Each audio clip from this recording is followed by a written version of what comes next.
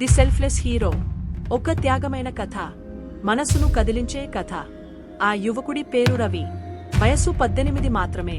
కానీ మనసు మాత్రం తిండి లేకపోయినా, దుస్తులు చింపినవైనా, ఎవరు కష్టంలో ఉన్నారో చూసి సహాయం చేసేవాడు. ఒకరోజు స్కూల్లో భారీ మంటలు చెలరేగాయి. చిన్నపిల్లలు లోపలే ఉన్నారు.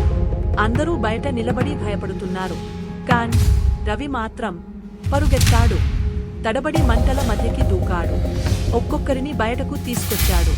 చివరిలో ఉన్న చిన్నారి కోసం మళ్లీ లోపలికి వెళ్లాడు. చివరి శ్వాస. అంతా బతక. కాని రవి మాత్రం చివరగా నవ్వుతూ చెప్పాడు, వాళ్ళంతా బాగున్నారుగా, చాలు నాకది చాలు అని.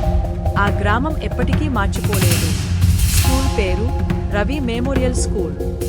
ఒక హీరో ఎవరికీ తెలియదు, కాని ఆయన త్యాగం, చరిత్ర. మన కోసం త్యాగం చేసిన వాళ్ళను మనం ఎప్పటికీ మర్చిపోవద్దు.